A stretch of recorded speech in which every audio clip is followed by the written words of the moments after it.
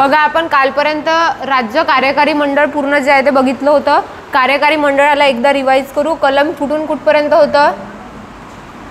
152 ते किती 167. 52 मध्ये काय राज्याची व्याख्या आणि त्याच्यानंतर जे आहे 153 पासून चालू होतात राज्यपालाचे आर्टिकल. ठीक आहे. 163 64 चांगलं करायचं, त्याच्यावर जास्ती वेळा प्रश्न पडले आहे. आणि बघा हे असं जर पॉलिटी घेतो म्हटलं तर खूप दिवस लागतात, पण रिव्हिजन आहे त्याच्यामुळे ते आपण फास्टमध्ये ज्याच्यावर प्रश्न पडणार आहे अशाच गोष्टी घेत आहे. ठीक आहे. तर आता राज्य तुम्हाला संसदेपेक्षा जास्त प्रश्न राज्य विधिमंडळावर पडतात आणि त्याच्यात एक कलम कुठपर्यंत विचारले जाते? आयदर 168 169 तर सगळ्यात फेवरेट कलम आयोगाचं, खूपदा प्रश्न पडले आहे. ठीक आहे. साधा प्रश्न असतो, प्रिलिम्सला विचारते काय काय एकदम मेन्स सारखं असते का? काय राहते? विधान परिषदाची निर्मिती आणि नष्ट करणे याच्या संदर्भातलं कलम कोणता आहे, पण वेळेवर आपण तेही चुकून येतो. ठीक आहे. त्याच्यामुळे असं होऊ नये, त्याच्यामुळे जे बेसिक आहे आणि जेवढं शिकवलं तेवढंच रिवाइज करा ना. तुमचे जे आहे ते मी गॅरंटी घेते की तुमचे मार्क्स वाढते. जर तुम्ही प्रॉपर रिव्हिजन केली तर तुमचे आपोआप मार्क्स वाढते. 10 पैकी 8 मार्क्स हे याच्यावर आहे, राज्यघटनेवर आहे, संविधानावर. ठीक आहे. आणि बाकीचे 2 मार्क्स हे कशावर आहे? पंचायत राज. तर हे 8 पैकी 8 तर मिळायलाच पाहिजे. सोपीच प्रश्न असतात, कठीण प्रश्न राहत नाही. आणि पॉलिटीमध्ये तुम्हाला वारंवार सांगितलं आहे जिओग्राफी आणि त्यानंतर इको, ठीक आहे, हिस्ट्री, एवढे सब्जेक्ट हे कंबाईनच्या बाबतीत. बघा मी जर राज्यसेवेचा विचार केला तर मी हिस्ट्रीला कन्सिडर नाही करणार, पण कंबाईनचा विचार केला तर या 3 सब्जेक्ट प्लस पॉलिटी. ठीक आहे. टोटल मार्क्स किती झाले? 45 आणि 10 55. त्या 55 पैकी 50 आपल्याला भेटले पाहिजे. आणि बाकीचे जे आहे रिझनिंग आणि सायन्स, मग याचे जे आहे इथून काटकूट करून आणि करंट याच्यातले काटकूट करून तुम्हाला 10-12 जरी भेटले तरी तुमचा रिझल्ट येतो, म्हणजे निगेटिव्ह काढून. ठीक आहे. याच्यातले 50 क्वेश्चन आपल्याला यायलाच पाहिजे. 1-2 चुकू शकते गोल करताना हे करताना, पण 50 यायला पाहिजे रिझल्ट जर पाहिजे असेल तर. ठीक आहे. त्याच्यातले 2-2 सोडून द्या, 2-2 ॲडव्हान्स राहणार, तुम्हाला आले नाही ॲटलिस्ट 12 तर क्वेश्चन टॅकल व्हायला पाहिजे 15 पैकी, कारण तेवढं तुम्हाला स्ट्रॉंग करावं लागेल. आणि लिमिटेड चॅप्टर आहे, त्या प्रॉपर स्ट्रॅटेजीने गेले तर. आणि चुका शोधा तुम्ही. मी वारंवार सांगत आहे की तुमची टेस्ट झाली, काही लोकांना वाटते का उगाच लेक्चर देते, पण रिझल्ट असाच येत नाही. तुम्हाला जे आहे ते त्या गोष्टीवर प्रॉपर वर्क करावं लागेल, नाही तर आपण मग स्वतःच्या चुका शोधत नाही, मग आपल्याला कळतच नाही ना माझा अभ्यास आहे अभ्यास आहे. अभ्यास सगळ्यांचा असतो, मग रिझल्ट का जातो? काही तर तुमच्यामध्ये कमी असेल तेव्हाच रिझल्ट जातो ना, विनाकारण रिझल्ट जाणार आहे का? 2019ला माझे कोणतेच रिझल्ट आले नाही. ठीक आहे. फक्त प्रिलिम्स निघाल्या, मेन्स निघाल्या नाही का? मग मला कळलं ना तेव्हा की आपण मेन्सच्या लेवलचा अभ्यासच केला नाही, मग कसा काय रिझल्ट येणार आहे? आपली कन्सेप्च्युअल क्लॅरिटी कमी आहे. मग ते लॉजिक वाढण्यासाठी काय करावं लागेल? तर तेवढा डेप्थमध्ये अभ्यास करावा लागेल. तसं केल्यावर बरोबर 2020चे सगळे रिझल्ट आले, 2021चेही आले. आणि एकदा अभ्यास चांगला बनला. बघा घाईघाईमध्ये नवीन जर लोक असेल तर घाईघाईत एक्झामच्या व्ह्यूनी अभ्यास करायचा नाही. एक चांगला अभ्यास करा प्रॉपर मेन्सच्या याच्यापर्यंत स्ट्रॅटेजीनी. तो अभ्यास केला की आपोआप जे जुने लोक आहेत त्यांची तर प्रिलिम्स निघेल, पण मग तुम्ही जे आहे ते प्रॉपर जर अभ्यास केला तर तुम्ही फायनल लिस्टमध्ये येतात. आणि आपल्याला काय फक्त प्री काढायची आहे का की फायनल लिस्टमध्ये यायचं आहे? फायनल लिस्टमध्ये. मग फायनल लिस्टमध्ये येण्यासाठी प्रॉपर अभ्यास लागेल ना. आता हीच पॉलिटी इथे जेवढे आर्टिकल करताना तुम्ही खोटं वाटत असेल तुम्ही STI ASO सोडून द्या आणि PSIचे 2021चे पेपर बघा. एक्साईजचा पेपर आहे, टॅक्स असिस्टंट क्लर्क, सगळ्या पेपरमध्ये 10-10 मार्कासाठी पॉलिटी विचारला आणि तेही सोपं. तिथे तर पंचायत राज विचारत पण नाही. 10 मार्क्स तुम्हाला 10 पैकी 10 देते आणि 10 पैकी 10 म्हणजे मेन्सचे 20 मार्क्स झाले. एका क्वेश्चन 2 मार्क्ससाठी आहे. त्याच्यामुळे पॉलिटी खूप इम्पॉर्टंट आहे. याच्यात काही चुकत नाही, फक्त शब्द थोडेसे आणि संकल्पना समजल्या पाहिजे. बाकी याच्यामध्ये काहीच नाही. याचे जसं तसं संविधान आहे, काय बदल होणार आहे त्याच्यामध्ये? फक्त छोट्या छोट्या गोष्टी आहेत तेवढ्या लक्षात ठेवणे आहे. बघा कलम जे आहे 168 मध्ये आपण कालच बघितलं होतं काय होतं. ठीक आहे. विधिमंडळाची, ठीक आहे, विधिमंडळ काय असेल बा, विधिमंडळाची रचना, विधिमंडळ कसं असेल. तर बघा आपल्या जर आता प्रश्न विचारताना आयोग काय टाकेल की भारतामध्ये राज्य विधिमंडळाच्या संरचनेबाबत एकरूपता नाही आहे का? एकरूपता काही ठिकाणी द्विगृही. आता हेच शब्द आपल्याला इतके भारी वाटायला लागते. एकरूपता आहे, एकरूपता म्हणजे काय? सर्व ठिकाणी सारखंच असेल असं आहे का? आपल्या इथे काही राज्य असे आहे जिथं द्विगृही कायदेमंडळ आहे ना. किती राज्य आहे ते? 6. आणि काही राज्य आहे तिथे कसं आहे? एकगृही. तुम्हाला असं जर टाकलं तर बरोबर कळते, ठीक आहे. विधान परिषदा नसणारे राज्य. पण आपल्याला जर असं स्टेटमेंट टाकलं की भारतामध्ये राज्य विधिमंडळाच्या तरतुदीबाबत एकरूपता नाही आहे, तर हे स्टेटमेंट बरोबर आहे. एकरूपता नाहीच आहे, ठीक आहे. म्हणजे शॉर्टकट नुसत्या नोट्स वाचते हे त्यांना हे समजत नाही. क्लास कशासाठी असते? डिटेलमध्ये अभ्यासासाठी. नुसत्या नोट्सचं जे आहे ते काहीतरी शॉर्टकट आहे तेवढं रट्टा मारू नका, ठीक आहे. डिटेलमध्ये वाचलं की आपल्याला बरोबर मग काय म्हणतात त्याला, जे स्टेटमेंट वाईज क्वेश्चन असते ते बरोबर सुटायला लागते. आणि आता कंबाईनचे स्टेटमेंट पेपर बघा तुम्ही, वन लायनर फार कमी झाला आहे, बघितलं आहे ना तुम्ही. 17-18 पासून वन लायनर कमी झाले आणि मल्टी स्टेटमेंट विचारत आहे, म्हणजे राज्यसेवेला फॉलो करत आहे ती, ठीक आहे. त्याच्यामुळे आता अभ्यास वाढवण्याची गरज आहे. बघा, द्विगृही कायदेमंडळ असणारे 6 राज्य आहे आपल्याला माहिती आहे. पहिले 7 होते, आता विधान परिषद जम्मू काश्मीरची काय केली आहे? नष्ट केली आहे 2019चा जो ॲक्ट आहे त्याच्यानुसार. आणि एकगृही जे आहे ते असणारे किती राज्य आहे? 22, ठीक आहे. त्याच्यानंतर द्विगृही कायदेमंडळ जिथे आहे, बाय कॅमरल सिस्टीम आहे, त्या ठिकाणी काय काय राहणार आहे? आता बघा, राज्यपाल तर प्रत्येक ठिकाणी असणार आहे, प्रत्येक विधिमंडळाचा. जसं राष्ट्रपती हा संसदेचा एक अविभाज्य अंग आहे, त्याचप्रमाणे राज्यपाल हे कोणाचे अंग आहे? विधिमंडळाचे. कारण कुठलाही कायदा हा राज्यपालाच्या संमतीशिवाय विधेयकाचं त्या कायद्यामध्ये रूपांतर होतो का? नाही होत. त्यानंतर दुसरी महत्त्वाची गोष्ट, विधानसभा. आता राज्य असल्यावर सगळ्या राज्यामध्ये विधानसभा असेल, कारण विधानसभा काय? प्रत्यक्ष सभागृह. इथे कोणाचे प्रतिनिधी असतात?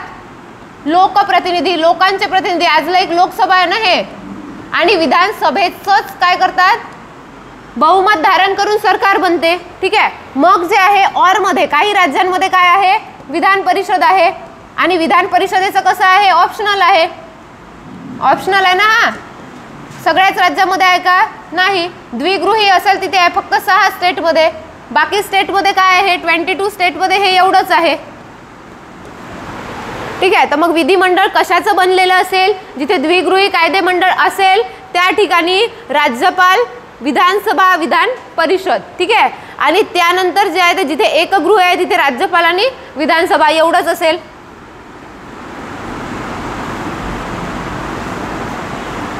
कलम 169 मोस्ट इम्पॉर्टंट कलम आहे. हे कलम चुकायलाच नको, कारण याच्यावर प्रश्न विचारला जाते. आपल्याला असं वाटते नेहमी विचारलेला प्रश्न आहे, पण वारंवार रिपीटही करते आयोग. 169 तुम्ही बघा, प्रिलिम्सचे पेपर बघा, वारंवार विचारलेला आहे हा प्रश्न, ठीक आहे. आता 169 मध्ये काय? विधान परिषदांची निर्मिती किंवा नष्ट करणे.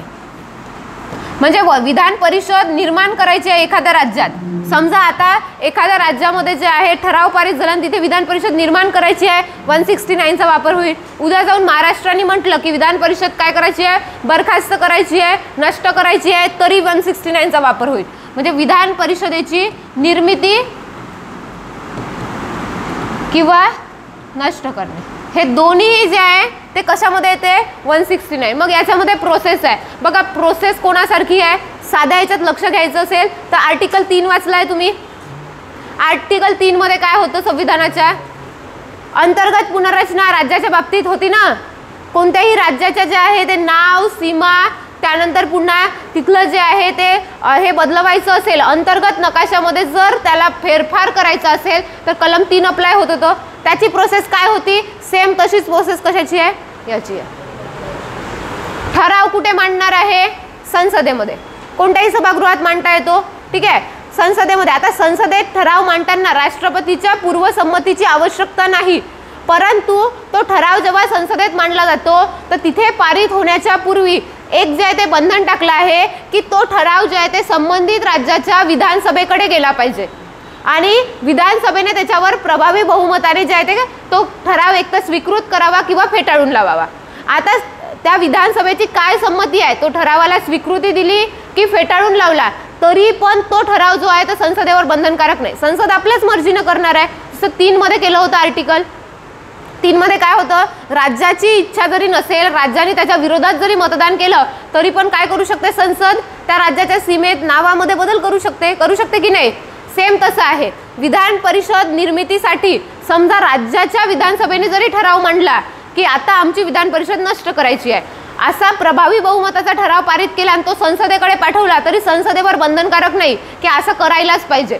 संसदेची मर्जी आहे, संसदेला वाटेल तर करेल. ठीक आहे, त्याच्यामुळे हे जे आहे ते लक्षात ठेवा. याची प्रोसेस काय आहे, तुम्हाला आतापर्यंत याच्यावरच प्रश्न पडला, समोर जाऊन प्रोसेसवर पण पडू शकते. मग हे ॲडव्हान्स आहे आपलं प्रेडिक्शन की याच्यावर पडलं आहे, याच्यावर रिपीट झाला तरी आपला चुकायला नको, आणि समोर जर थोडासा डिफिकल्ट गेला प्रश्न, थोडासा ॲडव्हान्स लेवल आला तरी पण चुकायला नको. ठीक आहे, त्याच्यामुळे याची प्रोसेस जी आहे ते बघू. ठीक आहे, हा ठराव जो आहे तो कुठे मांडू शकते, संसदेच्या कोणत्याही सभागृहात. असा ठरावाची सुरुवात बघा विधानसभेतही होऊ शकते, परंतु संसदेच्या संमतीशिवाय त्याच्यामध्ये काही होऊ शकणार नाही. निर्मितीने नष्ट करण्याचा पूर्ण अधिकार संसदेला आहे. ठीक आहे, त्यानंतर याच्यामध्ये बहुमत कोणतं पाहिजे, त्यासाठी तुम्हाला जे आहे ते घटना दुरुस्ती करण्याची आवश्यकता आहे का, नाही. कोणतं बहुमत पाहिजे, साधे बहुमत. त्याच्यामुळे घटना दुरुस्ती करण्याची आवश्यकता नाही. घटनेमध्ये केवळ साध्या बहुमताने बदल होतो, 368चा वापर इथे केला जात नाही. ठीक आहे, त्यानंतर ठराव जर मांडायचा असेल तर राष्ट्रपतीच्या पूर्वसंमतीची आवश्यकता नाही. पूर्वसंमती म्हटलं आहे.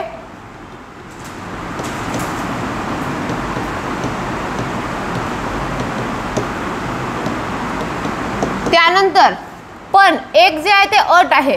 अट कोणती आहे की असा ठराव पारित करण्यापूर्वी, म्हणजे ठराव संसदेमध्ये पारित करण्यापूर्वी त्या संबंधित राज्याला माहिती तर असलं पाहिजे. म्हणून करण्यापूर्वी काय करायला पाहिजे, त्या राज्याच्या, जे राज्य असेल त्या राज्याच्या विधानसभेमध्ये असा ठराव मांडला पाहिजे. विधानसभेत कोणतं बहुमत, विशेष बहुमताने पारित व्हावा.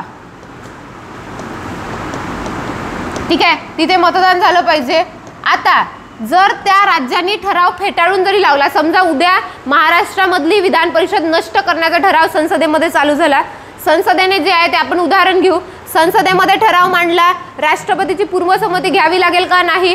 लोकसभेमध्ये समजा प्रथम ठराव मांडला, मग लोकसभेत साध्या बहुमताने पारित होईल, राज्यसभेत पारित होईल, पण या ठरावाचं कायद्यात रूपांतर होण्याच्या पूर्वी तो ठराव कुठे येईल, आपल्या विधानसभेमध्ये.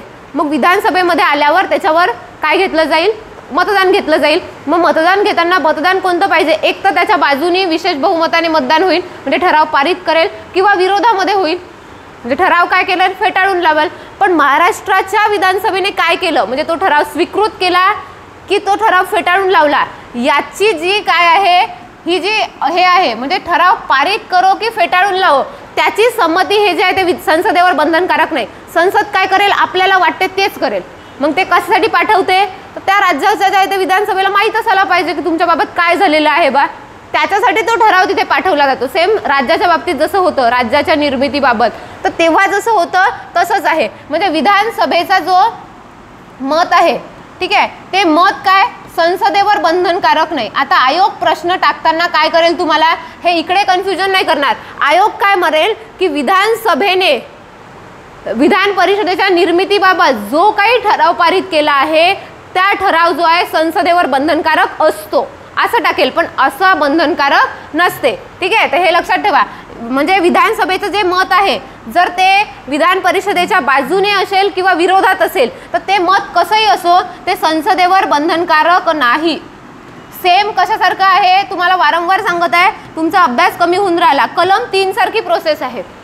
कलम 3 मध्ये जी प्रोसेस होती तीच प्रोसेस आहे. तिथे पण जे आहे ते बंधनकारक नव्हतं, मग इथे पण बंधनकारक नाही. आता बघा, ही प्रोसेस झाली संसदेमध्ये जेव्हा ठराव चालू झाला तेव्हा. आता एखाद्या राज्याला वाटलं, मागे कोणत्या राज्याने, ओडिसाने आहे ना विधान परिषद निर्मितीसाठी ठराव पारित केला होता, तर कोणत्या राज्याला असं स्वतः वाटलं की आपण काय करायला पाहिजे की आपल्या इथे आंध्र प्रदेशने नष्ट करण्याचा ठराव पारित केला आहे ना, तो संसदेकडे प्रलंबित आहे. तर एखादी राज्य सुद्धा स्वतःहून काय करू शकते, अशी विधानसभेचा ठराव पारित करू शकते, विधानसभेमध्ये मतदान घेऊ शकते आणि मग संसदेकडे पाठवू शकते. तरी पण संसद काय करेल, त्यांना वाटते तेच करेल. अजूनपर्यंत पेंडिंग आहे, संसदेने कोणतीही ॲक्शन घेतली नाही. ठीक आहे, तर ते पण लक्षात ठेवा. आंध्र प्रदेशमध्ये विधान परिषद नष्ट करण्याचा ठराव मांडला होता, तो ठराव अजूनही संसदेने स्वीकारलेला नाही. मग आता संसदेवर जे आहे ते सुप्रीम कोर्टामध्ये गेलं का आंध्र प्रदेश सरकार, नाही गेलं, कारण घटनेमध्ये काय लिहून ठेवलं आहे, संसदेवर बंधनकारक नाही. हे जर नसतं तर संसदेला त्याची ॲक्शन घ्यावीच लागली असती. ठीक आहे, असं आहे, त्याच्याचमुळे ती ॲक्शन घेता येते. बघा प्रोसेस सेम आहे, काही खूप कठीण नाही आहे, सोपीच आहे ती. हे एवढं लक्षात ठेवा. हा जो आहे तो बघा पहिल्या रिव्हिजनमध्ये कशावर फोकस करायचा आहे, याच्यावर, याच्यामध्ये काय दिलं आहे त्याच्यावर. ठीक आहे, दुसऱ्या रिव्हिजनमध्ये मग काय करायचं, याच्यावर फोकस करायचं. एक साथ सगळं लक्षात राहणार आहे का, स्टेप बाय स्टेप जाऊ ना. म्हणजे बघा याच्यावर जर सोपा प्रश्न आला तर तो चुकायला नको. नाही तर आपण काय करू, सगळंच्या सगळं एकाच वेळी पाठ करायला घेऊ, मग ना 169 आठवण वेळेवर आणि ना प्रोसेस आठवणार. त्याच्यामुळे स्टेप बाय स्टेप जायचं, पहिले याच्यावरच फोकस करायचं. ठीक आहे, हे जे आहे ते पाठ झालं का मग समोरच्या याच्यावर जायचं आणि कलम 3 पाठ करा, कलम 3ची प्रोसेस करा, आपोआप तुम्हाला 169ची प्रोसेस येणार आहे. त्यानंतर विधान परिषद झाल्यानंतर 170 मध्ये काय दिलेलं आहे, विधानसभेची रचना.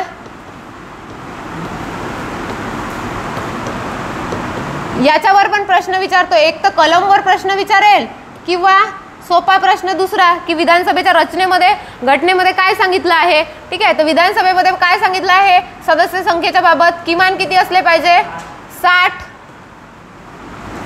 आणि जास्तीत जास्त किती म्हणजेच कमाल 500. 500 पेक्षा वरती जाणार आहे का, म्हणजे कोणत्याही विधानसभेची सदस्य संख्या याच्या दरम्यान असेल 60 ते 500 दरम्यान. ठीक आहे, 500च्या वर जाता येणार नाही आणि याच्या कमी जाता येणार नाही. पण अपवाद सगळ्याच गोष्टीला असतो की नाही. पण याला काय आहे अपवाद, काही राज्यांची फॉर एक्झाम्पल सिक्कीम, ठीक आहे, गोवा, मिझोरम लोकसंख्या फार कमी आहे तर 60ही सदस्य तिथे नियुक्त करू शकत नाही. कारण बघा पूर्ण भारतामध्ये काय असते, मतदारसंघाची पुनर्रचना करताना जसा बघा यूपीच्या एखाद्या मतदारसंघातला जो प्रतिनिधी आहे तो जेवढ्या लोकसंख्येचं प्रतिनिधित्व करते देशभर तसंच केलेलं आहे ना. समजा 10 लाख मागे एक, 8 लाख मागे एक, अशा पद्धतीनं काय केली आहे मतदारसंघाची पुनर्रचना. त्याच्याचमुळे जिथे लोकसंख्या जास्त तिथे सदस्य संख्या जास्त, या तत्वाने जायचं. आता बघा अपवाद कोणते कोणते आहे, पहिले अरुणाचल प्रदेश आणि नागालँडमध्ये पण 60 नव्हते, 40च सदस्य होते. पण नंतर जे आहे ते त्यांची सदस्य संख्या वाढवली आहे. ठीक आहे, त्याच्यामुळे सध्याच्या परिस्थितीमध्ये अपवाद काय, गोवा, मिझोरम आणि सिक्कीम हे 3 राज्य अपवाद आहे की इथे काय आहे. आणि तुम्हाला अपवादावरच प्रश्न पडतो की इथे सदस्य संख्या कशी आहे, 60 पेक्षा कमी.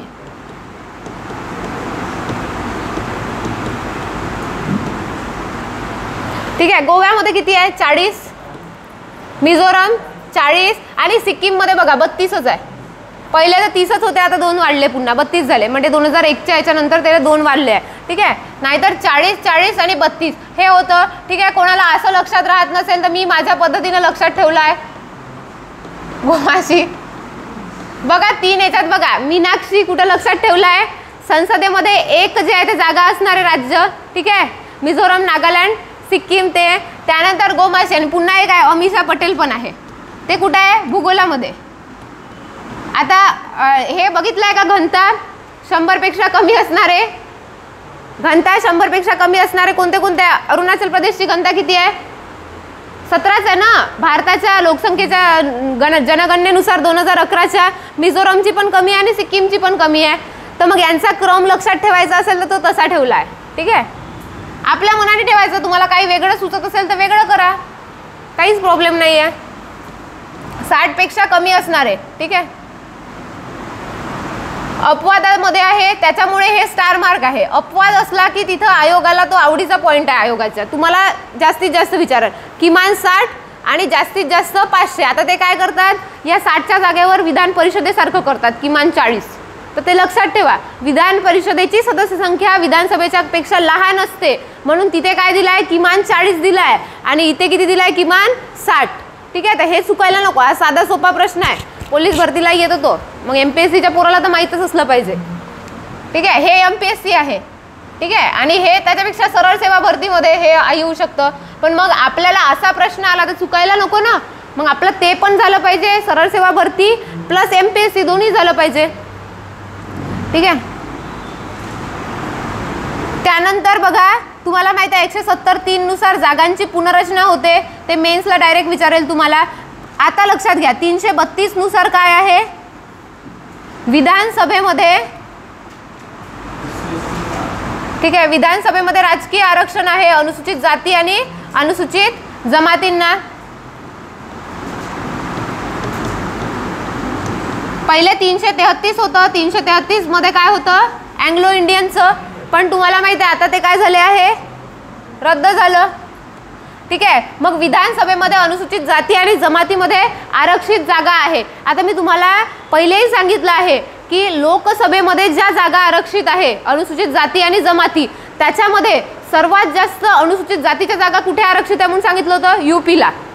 आणि अनुसूचित जमातीच्या जागा कुठे आरक्षित आहे म्हणून सांगितलं होतं, एमपीला, कारण तिथे लोकसंख्या जास्त आहे त्यांची. ठीक आहे, आता तसंच आहे विधानसभेमध्ये सर्वाधिक आरक्षित जागा जर बघतो म्हटलं तर यूपीमध्ये जास्त आहे अनुसूचित जातीच्या, आणि अनुसूचित जमातीच्या भारतामध्ये कोणत्या विधानसभेमध्ये जास्त जागा राखीव आहे असं म्हटलं तर त्या कोणाच्या आहे, एमपी मध्ये. ठीक आहे, आणि महाराष्ट्राचा विचार केला तर महाराष्ट्रामध्ये किती आहे, अनुसूचित जातीसाठी 29. ठीक आहे, आणि अनुसूचित जमातीसाठी 25. आता हे कन्फ्युजन करायची गरज नाही, कारण आपल्या इथे अनुसूचित जातीची जी आहे ते लोकसंख्या जास्त आहे आणि अनुसूचित जमातीची कमी आहे. त्याच्यामुळे हे जे आहे ते जेवढी जास्त लोकसंख्या तेवढ्या जास्त जागा. आता लोकसभेमध्ये अनुसूचित जातीच्या किती होत्या, महाराष्ट्राच्या 48 पैकी 5 आणि अनुसूचित जमातीच्या 4.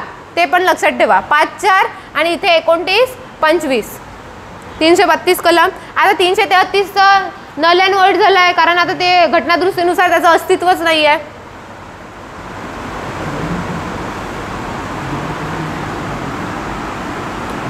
त्यानंतर विधान परिषदेची जी आहे ते रचना, कलम कोणता आहे,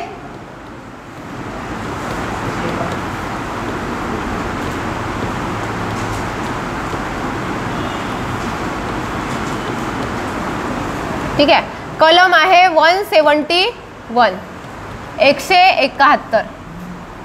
महत्वाचं आहे रचनेबाबत. मग काय सांगितलं आहे, किमान 40 सदस्य आणि जास्तीत जास्त विधानसभेच्या सदस्य संख्येच्या 1/3 असेल. आणि जास्तीत जास्त किती, विधानसभेच्या, त्या संबंधित राज्याच्या विधानसभेच्या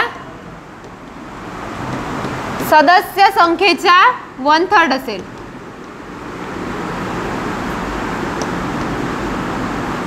ठीक आहे, 1/3 कळते ना तुम्हाला. म्हणजे बघा असं आहे ते 40 ते विधानसभेच्या 1/3. ठीक आहे, या दरम्यान असेल. ठीक आहे, किमान 40 तर पाहिजेच.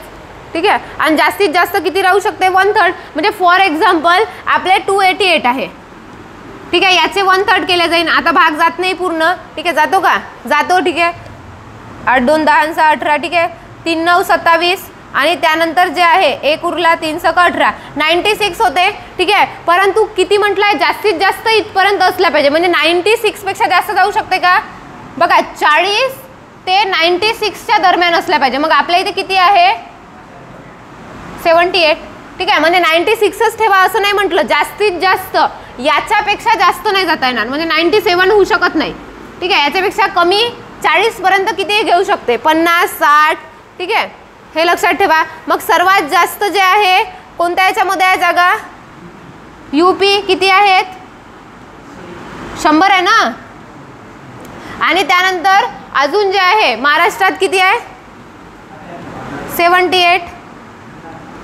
ठीक आहे, बिहारमध्ये किती आहे, 75 आणि अजून एका स्टेटमध्ये 75 आहे. ठीक आहे, तर 75 असणारे 2 आहे, बिहार कर्नाटक. आणि महाराष्ट्रामध्ये 78, यूपीमध्ये 100. ठीक आहे, 2-3 माहीत असले तरी ठीक आहे. ठीक आहे, तर हे एवढं लक्षात ठेवा, किमान 40 जास्तीत जास्त. आता याची रचना कशी आहे, ठीक आहे, बघा विधान परिषदेची जेवढी सदस्य संख्या असेल त्याच्यातले 1/6 सदस्य हे कसे असणार, नामनिर्देशित. राज्यपाल काय करेल, नामनिर्देशित करेल. ठीक आहे, जसं राष्ट्रपती 12 सदस्य राज्यसभेवर करत असते तसे 1/6 म्हणजे 78 असेल तर 78चे 1/6 किती होणार, 12.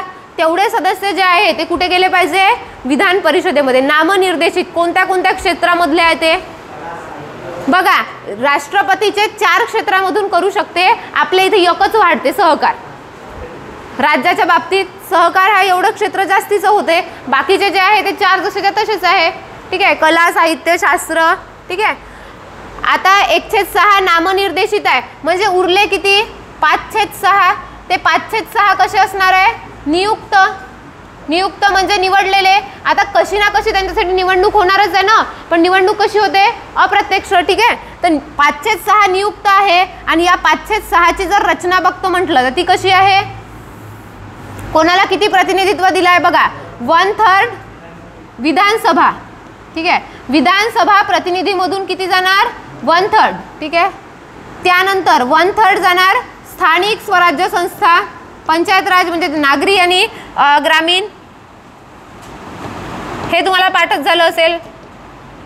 त्यानंतर शिक्षक मतदारसंघ 1/12. प्राथमिक शिक्षक आहे त्यांना जे आहे 3 वर्ष नोकरी केल्यावर याच्यामध्ये मतदान करता येतं. मागेच निवडणुका झाल्या.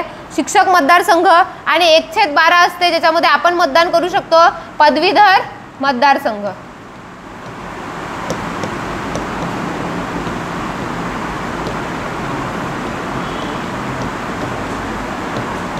ठीक आहे, याच्यामध्ये जोडालावामध्ये येतं, याच्यासाठी जोडालावामध्ये येतं. सोपे सोपेच प्रश्न राहते. ठीक आहे, 1/6 सदस्य नामनिर्देशित असेल तर उरले किती, 6 मधून 1 मायनस करा, 5.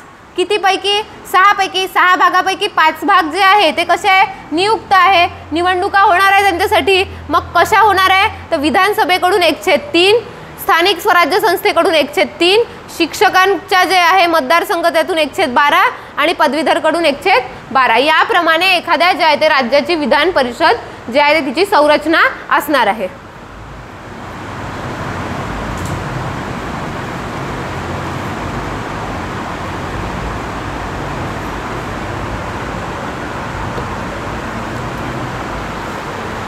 त्यानंतर तुम्हाला दुसरा प्रश्न पडणार तो म्हणजे विधानसभा आणि विधान परिषदेची विधेयकाबाबतची स्थिती. बाकी तर सगळं तिकडच्या सारखंच आहे. तिकडच्या सारखं म्हणजे कुठे, संसदेसारखं.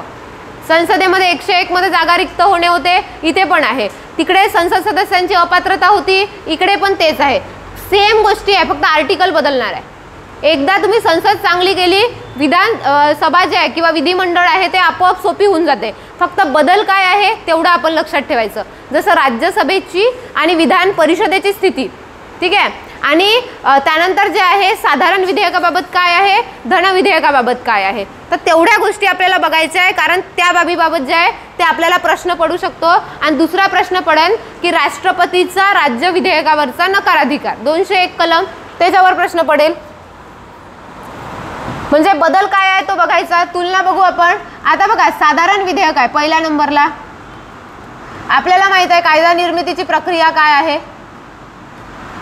साधारण विधेयकाबाबत ठीक आहे, आपण संसदेमध्ये ऑलरेडी लोकसभा आणि राज्यसभेचं बघितलं आहे. सेम तसंच आता विधानसभा आणि विधान परिषद, इथे द्विगृही कायदे मंडळ आहे, अशा ठिकाणी काय होईल. साधारण विधेयक आहे. समजा विधेयक बघा ते कोणत्याही सभागृहात चालू होऊ शकते ना.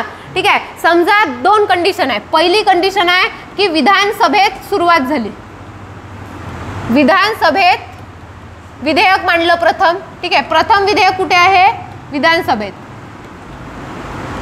तेव्हा विधान परिषदेला किती अधिकार आहे याच्यावर एक प्रश्न पडतो.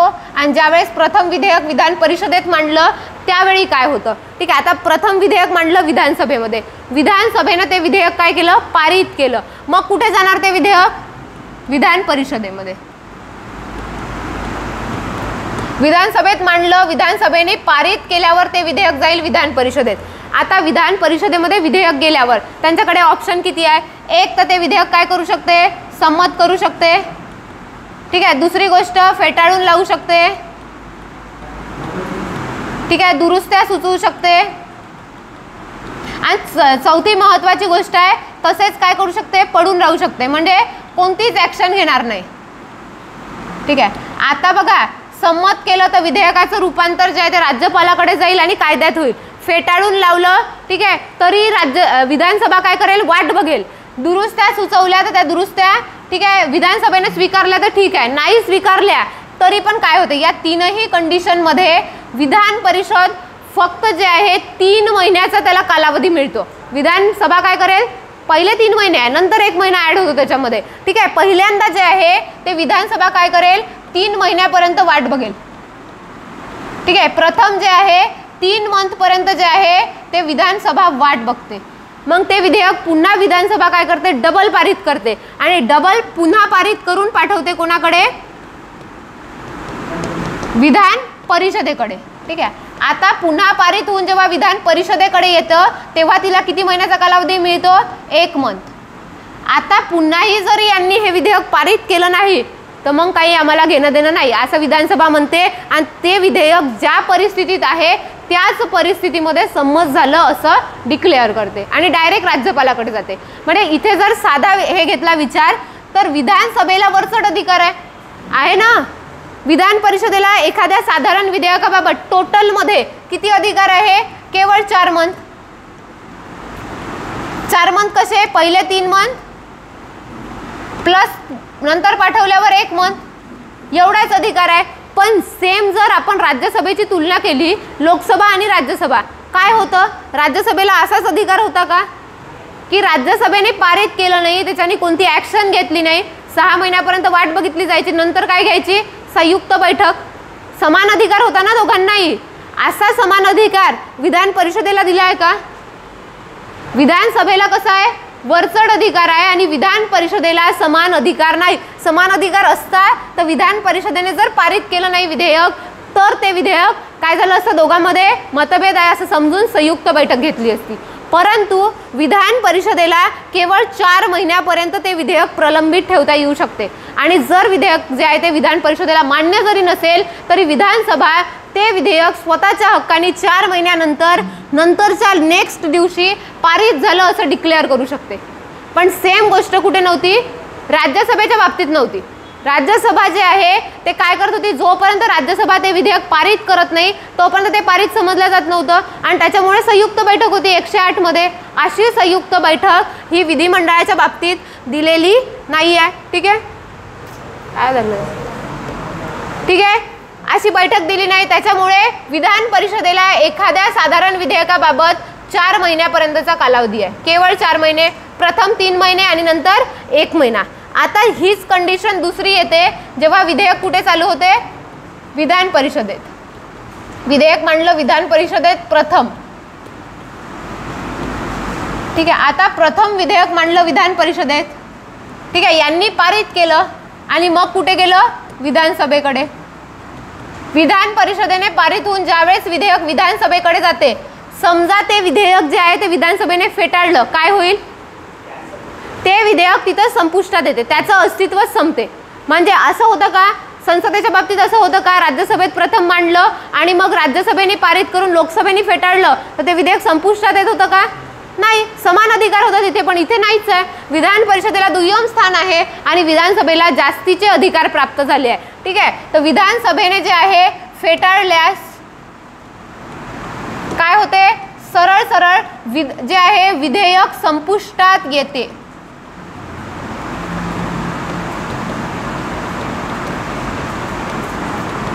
म्हणजे काय आहे, याचाच अर्थ असा होतो की विधान परिषदेपेक्षा विधानसभेला साधारण विधेयकाबाबत वरचढ अधिकार आहे.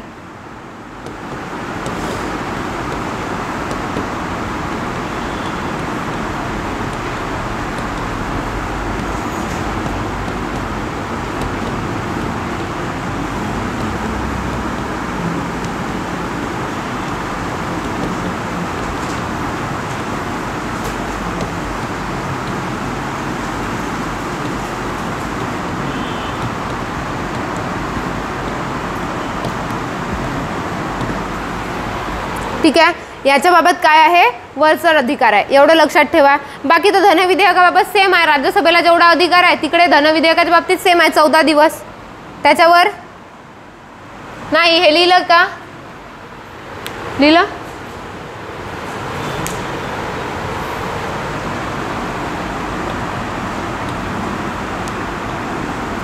त्यानंतर धन विधेयक आता धन विधेयक तुम्हाला माहित आहे प्रथम जे आहे ते कुठे मांडावं लागतं, ठीक आहे. धन विधेयक प्रथम जे आहे ते विधानसभेतच मांडलंच पाहिजे. आणि दुसरी महत्त्वाची गोष्ट ते कुठे कशाने, राज्यपालाच्या पूर्वसंमतीने. सेम तसंच आहे तिथे राष्ट्रपतीच्या पूर्वसंमतीने मांडलं जायचं, ठीक आहे. आता लक्षात घ्या प्रथम विधानसभेत मांडलं, मग विधान परिषदेला कोणते कोणते अधिकार आहे ते आपण बघू. विधान परिषद, ठीक आहे, काय करू शकत नाही, शिफारसी करू शकते, दुरुस्त्या करू शकते का, नाही. बघा विधान परिषद विधेयकात दुरुस्त्या करू शकत नाही.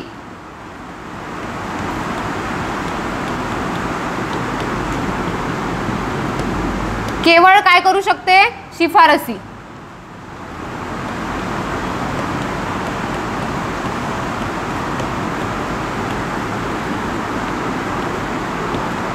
केवळ शिफारसी करू शकते, ठीक आहे.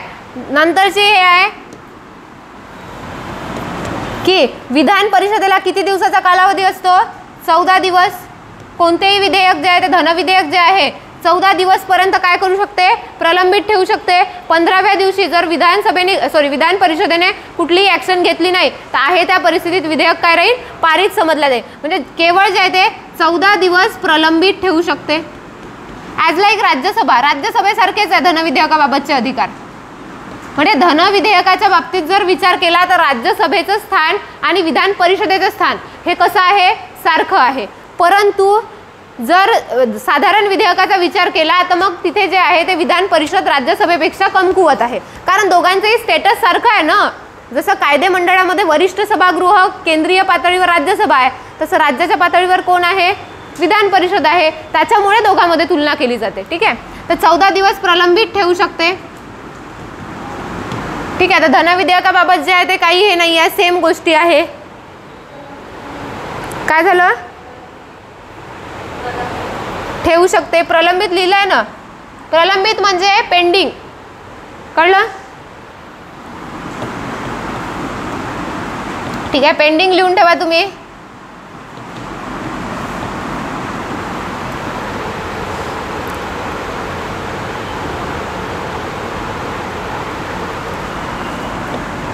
ठीक आहे. दुसरा प्रश्न पडेल तुम्हाला, राज्यसभा आणि विधान परिषद याच्यातली तुलना.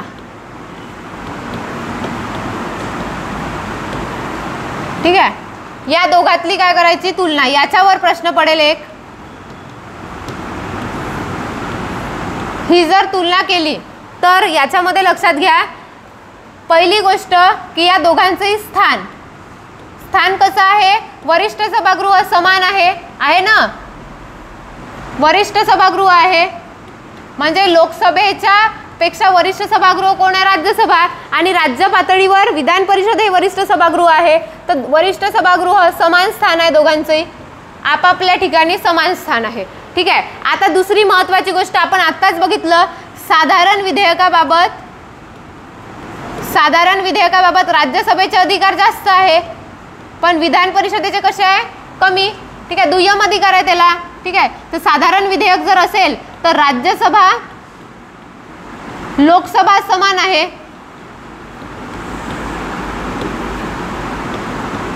कारण संयुक्त बैठक आहे, दोघांनी पारित केल्याशिवाय तसं होणार नाही. आणि विधानसभा आणि विधान परिषदेचा विचार केला तर विधानसभा कसं आहे, वरचढ म्हणजे जास्त अधिकार आहे आणि विधान परिषद कशी आहे, कमकुवत आहे, याला कमी अधिकार आहे, कमी आहे, ठीक आहे. असं लिहून ठेवा. त्यानंतर रचनेची जर गोष्ट करतो म्हटलं, ठीक आहे, तर रचनेचा जर विचार केला तर राज्यसभेत किती नामनिर्देशित सदस्य असतात, राज्यसभा केवळ 12 सदस्य नामनिर्देशित असतात.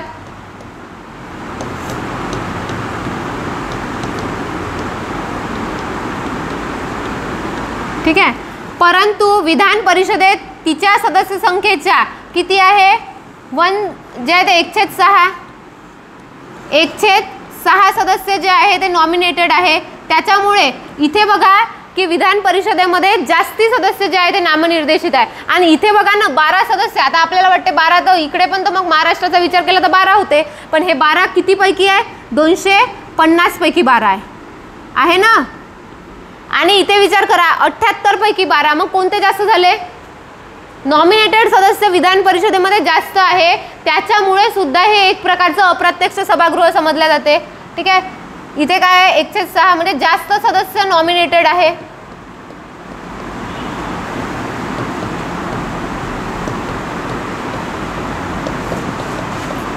ठीक आहे.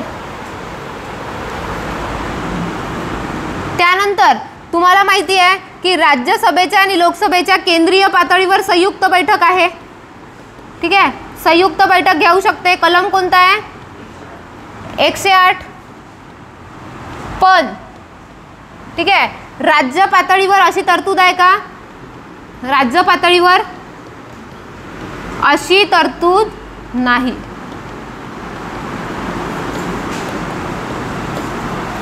ठीक आहे. त्याच्यामुळे जर राज्यसभा आणि विधान परिषदेची तुलना केली तर राज्यसभा जी आहे जास्त वरचढ आहे विधान परिषद. आता विधान परिषद म्हणजे काय? कधीही निर्माण करू शकते आणि कधीही नष्ट करू शकते. साधा हे घेतला तर राज्यसभेच्या बाबतीत असं आहे का? कधीही निर्माण कधीही नष्ट होऊ शकते का? राज्यसभा ही काय आहे? एक जे आहे ते केंद्रीय पातळीवर द्विगृही कायदेमंडळ दिलं, त्याच्यामुळे राज्यसभेचं अस्तित्व आहेच, पण विधान परिषदेचं आहेच असं आहे का? काही 6 राज्यामध्ये आहे, बाकी राज्यामध्ये तर आहे सुद्धा नाही. ठीक आहे. त्याच्यामुळे ही एक याच्यामध्ये तुम्हाला प्रश्न पडू शकतो.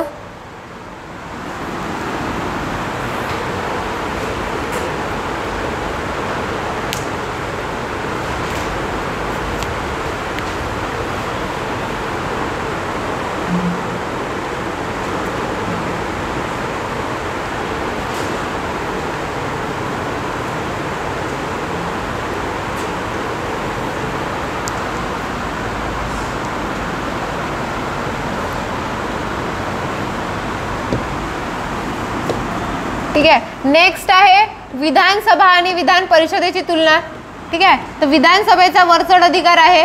कोणत्या कोणत्या बाबतीत आहे ते जसं आपण लोकसभेचं लिहिलं होतं तसं लिहून घेऊ. ठीक आहे. विधानसभेचा वरचढ अधिकार कोणत्या कोणत्या बाबतीत आहे तुम्हीच सांगा, आपल्याला माहिती आहे सगळं. कोणती कोणती बाब आहे बघा. साधारण विधेयकाबाबत पण आहे.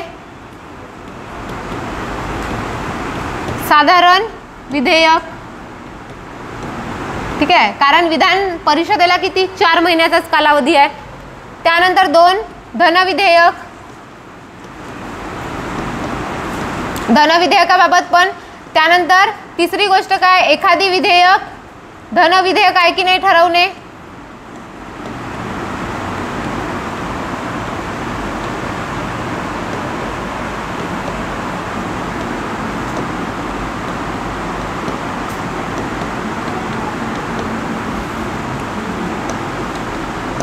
त्यानंतर पुन्हा लक्षात घ्या, विधान परिषदेचं अस्तित्व कोणावर डिपेंड करते? विधानसभेवर. विधानसभेने तिला नष्ट करायचा ठराव पारित केला आणि तो ठराव जर संसदेने पारित केला तर काय होईल? विधान परिषदेचं अस्तित्वच नष्ट होईल. त्याच्यामुळे विधान परिषदेचं अस्तित्व सुद्धा कोणावर हे करते? विधान परिषदेचे अस्तित्व विधानसभेवर डिपेंड करते, विधानसभेवर अवलंबून आहे. त्यानंतर ज्या ज्या ठिकाणी राज्याच्या संमतीचा विचार केला आहे. ठीक आहे. जसं तुम्हाला माहित आहे की काही जे आहे ते घटनादुरुस्ती करताना काही तरतुदी अशा आहे की जिथे निम्म्या राज्याच्या बहुमताची जे आहे ते काय करावी लागते? चाचणी घ्यावी लागते ना घटनादुरुस्ती करताना. फॉर एक्झाम्पल कशाच्या बाबतीत? केंद्र राज्य संबंधामध्ये बदल होणारी गोष्ट असेल तर तिथे केवळ संसदेच्या याने होणार आहे का? निम्म्या राज्याच्या साध्या बहुमताची संमती पाहिजे ना. अशा ठिकाणी विधान परिषदेची संमती पाहिजे असं म्हटलंय का? केवळ विधानसभेची घेतली जाते. राष्ट्रपतीच्या निवडणुकीत कोण भाग घेतं? आणि विधान परिषद भाग घेते का? नाही. त्यानंतर राज्यसभेच्या सदस्यांची निवडणूक होईल तिथे बघा, राष्ट्रपतीच्या निवडणुकीत जे आहे केवळ विधानसभा भाग घेऊ शकते, विधान परिषद नाही.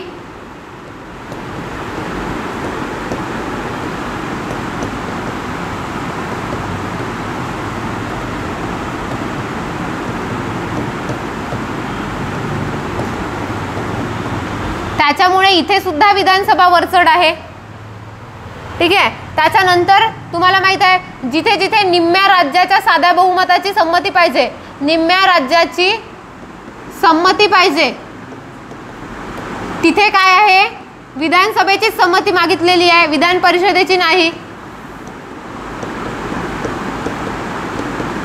ठीक आहे. कशासाठी? घटनादुरुस्तीसाठी.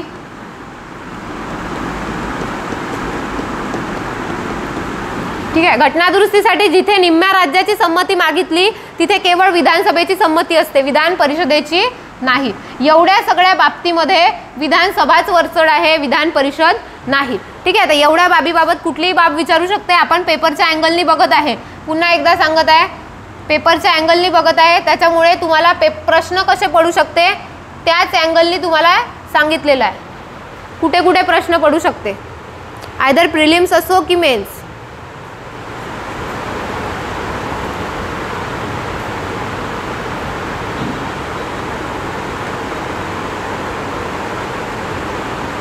आणि यावेळी सेंटर आय थिंक तालुक्याला पण येणार आहे, हो ना. फॉर्म जास्ती गेले आहे ना, त्याच्यामुळे तालुका लेवलला पण सेंटर डिक्लेअर होणार आहे. म्हणजे जिल्ह्याच्याच ठिकाणी व्हायची ना पहिले एक्झाम, आता तालुक्याच्या ठिकाणी पण, जिथे लोकसंख्या जास्त आहे आय थिंक पुण्यामध्ये वगैरे, आणि काही काही जिथे जास्ती फॉर्म आहे, अरेंजमेंट जे आहे ते जिल्ह्याच्या लेवलवर होत नसली तर तालुक्याला पण सेंटर देत आहे. आणि आता काही तर ट्रेंड चालू आहे ना की पेपर होणार नाही, ते कोण लोक आहे तर मला समजतच नाही. हर एक पेपरच्या पहिले असं डिक्लेअर करून टाकते की पेपर कॅन्सलच होणार आहे, आणि पेपर वेळेवर होऊन जातो.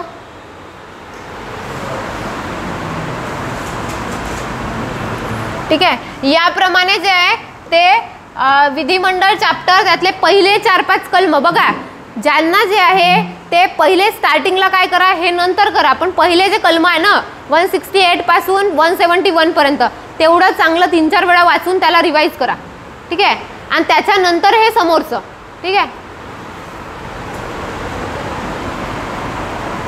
आता राष्ट्रपतीचा राज्य विधेयकाबाबतचा नकाराधिकार,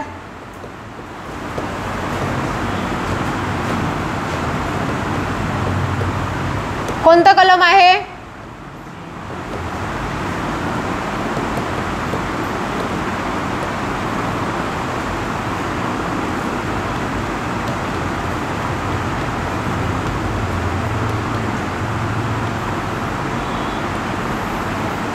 ठीक आहे.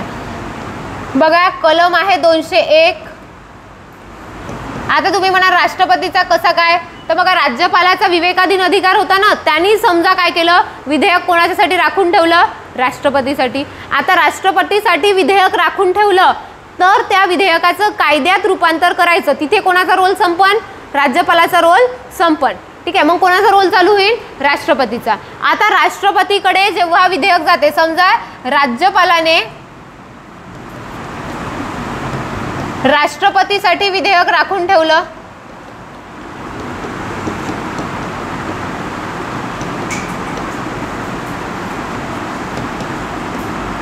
म्हणजे आपल्या वाटणीचा जे आपली वाटणी आहे ते वाटणी कोणाला दिली, राष्ट्रपतीला दिली, ठीक आहे.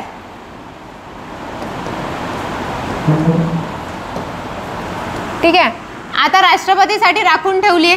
आता काय होऊ शकते, कलम 201 नुसार राष्ट्रपती काय करू शकेल, एक तर संमती देईल, संमती काय करेल, रोखून ठेवेल, किंवा विधेयक जे आहे पुनर्विचारार्थ पाठवू शकते. म्हणजे धन विधेयक असेल तर नाही पाठवू शकत, बाकीचे विधेयक पुनर्विचारार्थ पाठवेल. आता बघा संमती दिली तर त्याचं रूपांतर राष्ट्रपतीच्या सहीने कशामध्ये होईल, कायद्यात होईल, कायदा बनेल ना. विधेयकाला जर संमती दिली तर काय होईल, त्याचं रूपांतर राष्ट्रपतीच्या सहीने कायद्यामध्ये होईल. संमती रोखून ठेवली तर काय होईल, विधेयक तसंच पडून राहील, पॉकेट व्हेटोचा वगैरे वापर करेल, ठीक आहे. त्यानंतर ते विधेयक जे आहे तसंच पडून राहील,